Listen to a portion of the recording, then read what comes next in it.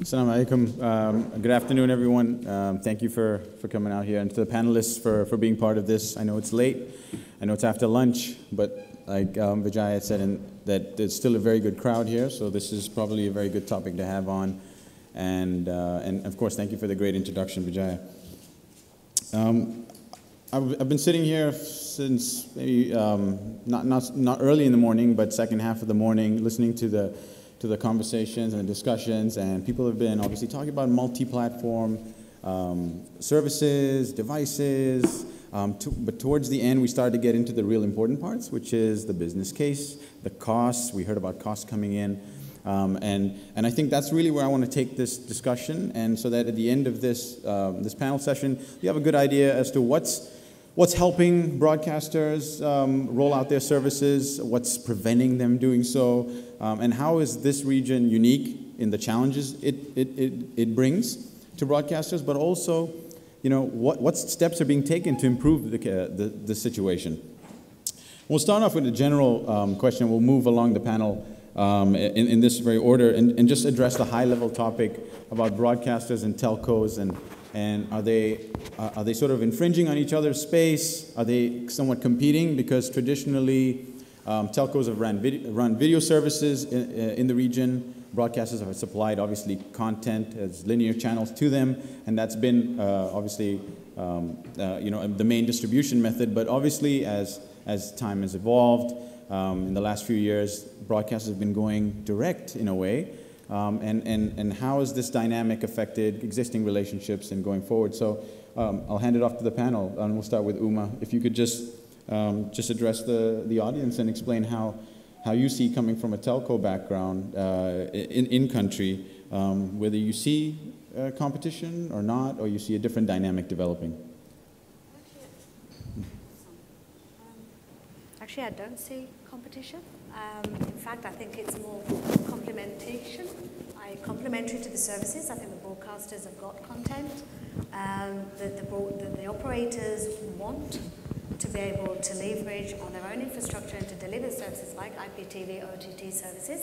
Similarly, the broadcasters and the operators want to be able to work together and provide the infrastructure to broadcasters to be able to deliver the content to the vast region that we're in. So I actually think it's very complementary and not in competition with each other. Mm-hmm. Okay, I'll come back to you and on how there may be other forms of competition that you're feeling. Heba, is there a perspective that you want to share? Well, Is the mic on? Does it work? Okay.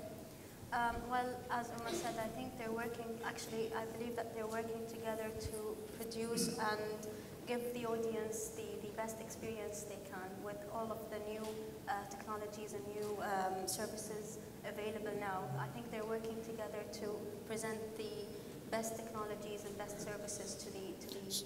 So you see the operator helping, bringing new services to enable and really being an enabler in the region, as opposed to trying to provide roadblocks. Yeah? Yes. Okay. To the next panelist. Absolutely, they compete, 100%, because they compete for the money. Have you ever seen a broadcaster get into the phone business? It's always the other way. There's a pot of revenue that everybody's after. So whether the telcos are after it or the broadcaster are after it, there's one pot of money, and how you divide it up makes that competition. And that's the key. Yeah, they compete, and they're complementary in some ways. Sometimes it's an IPTV platform, and therefore it's just, you're passing through channels. You're forced, but eventually, in a way. You will see the telcos going into content. And when they start buying content, that will push the price up again. You're seeing it in some markets, and they will start selling their own advertising. So 100% they compete. I agree with that. I think that is already happening in our region as well, as service providers are looking to acquire more content from the same content owners. They're doing their own thing, and they're obviously not going to make it very easy for them to succeed versus themselves. Yep. So I guess we have mic issues, but we'll move to Muhammad next. Hello, assalamu alaikum. From the personal and MBC perspective, the relation between a broadcaster and content creator and the telecom operator. Today, if I may be frank, we're living in a very stressed love-hate relationship between telecom operators, and please don't take it against me. This is just a frank discussion. We are all leaders here. We need to talk frankly rather than just patting each other and say everything is fine, everything is cool, everything is working. From my experience in commercial licensing of content, especially in my dealing with telecom operators, it's really painful to come to the right business model with telecom operators. They own the network, they own the customer, they have a billing mechanism with the customer, they have the direct relations, which they send you a bill to the home every month. You go to their sales center asking for bundled services, IPTV, voice, data, fax, telephone, mobile, and what have you. We've been cut off from the direct relation with the customer. Not because the telecom operators, they think we're stepping over their toes, because the lack of cooperation between the broadcasters and the content creators and the telecom operators, the lack of open discussion, the lack of the willingness to find a middle ground. I'm not saying the broadcasters, the content right holders, they are 100% right and correct. There is no pricing model, absence of regulations in terms of consumer protection, in terms of network sharing, in terms of bandwidth usage, and in terms of business-to-business pricing model. Yeah, that's right. I think that's enough. Yeah. I mean, so it's just to continue on that. So they own the relationship, but are they sharing any of that information with you about the customer? Are they trying to let you know about usage? Are they trying to meet you halfway or go some way?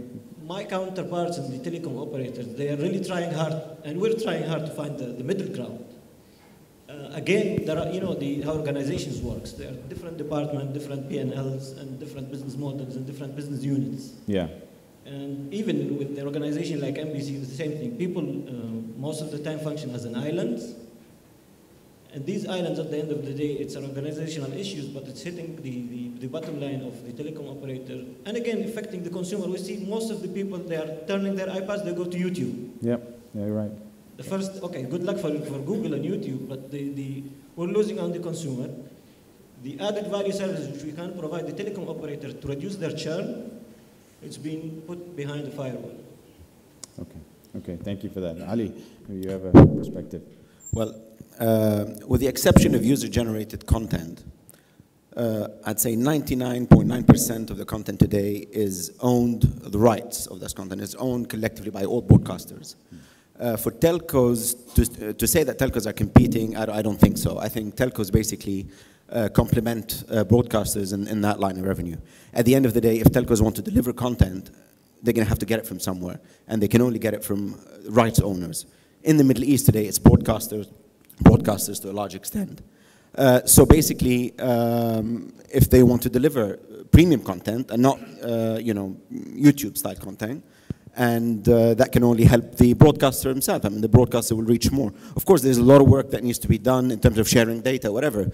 But the revenue stream of broadcasters is eyeballs, whether it's pay TV or it's free-to-air. That revenue stream will be enhanced when this content and those commercials are reaching more people and more eyeballs. So I don't see how telcos can compete today in the MENA with broadcasters. They actually, they complement each other. You could see the case where maybe a telco is offering a multi-screen service, but so is a broadcaster. They're acquiring content from that broadcaster, but they own the network, right? So they can balance their books that way. The business case can be adjusted to offer maybe a competitive service to the broadcaster, whereas in the broadcaster, they're trying to deliver content, or maybe, the charges for them. If they want to bill on SMS, the operator takes 50%, correct? I mean, so obviously it looks like there's obstacles in the path of the broadcaster from billing and trying to monetize. But I think there's still a chance for the operator in the region to try to compete, and maybe we don't see it coming out as early as broadcasters do, because broadcasters don't have the limitations organizationally that some telcos do. They're a little bit more heavier weight. They're both big, but which one's bigger and slower, I think, is the case. Bas, do you have something maybe you can say, because obviously with OSN, they're actually leading the forefront on pay TV. Well, I mean, in my view, it's a bit of a mix of everything we heard so far. What I see from various telcos and IPTV providers you know, we operate in 23 countries, so we get a whole flavor of, you know, very well advanced telcos and IPTV platforms to very basic services. But, you know, in the end of the day, what we're trying to, from a Sun perspective, is to actually get the quality and the customer service out there. And that's quite different for us, because you can't actually apply the same standards and the same expectations on each of the platforms. And what you still see with the majority of the IPTV platforms is that there is still a bit of a struggle going on about the ownership of the customer. So with regards to the billing platform and how do we actually roll out value-added services.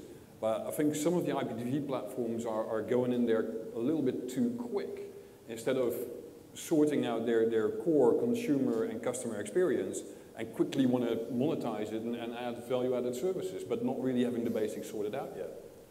Okay, so yeah, definitely important. I mean, building the base and growing it organically, right? Instead of just trying to push technology out there and then saying, hey, let's make money, you know, because it takes a lot more. There's an education process that has to happen.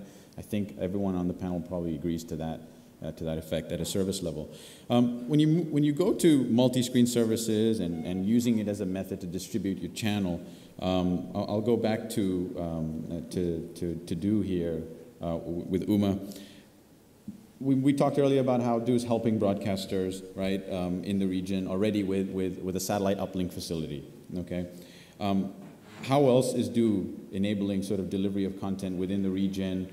Are there changes happening in the industry here that people need to know about, that may be news to some people, that would sort of bring about more engagement and better terms and engagement between telcos and broadcasters? I mean, obviously, traditionally, from the satellite operator point of view, we've got Samacom and you know, one of the biggest partners, satellite broadcasters in region today, with over 250 customers, and they are ultimately Do's customers. There are perceptions about telcos just as much as there's perception of broadcasters, and there's a place for broadcasters as well as there is for operators. And as an operator in region, Do is taking a lot of initiatives in-house to drive content into region as well as internet into region, recognizing that this is an emerging market. There's a lot of content in region and there's a lot of demand. And as a telecom operator, we're responsible for providing the network.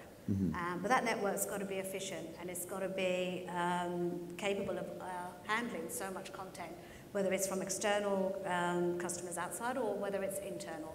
And I think somebody mentioned earlier that, you know, this region is vast. When you even think of Saudi and Egypt and even UAE, the demand and the speed at which it's changing is great. So the initiatives that Do have taken to try and address that, first and foremost, is looking at the holistic picture of what we do today. So we uplink today through Samacom. The next medium is about digitalizing that content to all connected devices. So how can Do help and leverage their own network and enable customers like broadcasters to be able to continue to use the Do network from beginning to end, recognizing that, you know, broadcasters today are actually handling a lot of the heavy work today. And some of that heavy work is not your core business. It's the heavy costs too. Yeah. And it's the heavy costs, and it's resource, and it's maintenance. It's all of that thing wrapped up together. So where we've got about 2-3 initiatives going on at the moment, and I think some of you are aware of these initiatives and some probably not. But one of it is about bringing the internet closer to the region. So we've opened up, and it was launched about 2 weeks ago, under the brand name of DataMina, the very first carrier-neutral internet exchange in region. And it is carrier-neutral, and it's part of the Do data center, and it will be managed by a recognized global player, and the global players, so that people who obviously work with this player in the US and Europe can get the same kind of service, security, passion that they have to grow their infrastructure. The hope and aim of the IX is that content owners, content providers, network operators can join in the same hub and peer with each other. Why? Because obviously with this region, it's very hard to try and deploy infrastructure into every single country. It's really long-winded. There's regulatory aspects around that. So what we're trying to do is create a hub so that, you know, broadcasters, when they're looking at their end user experience, they're not having to reach right back out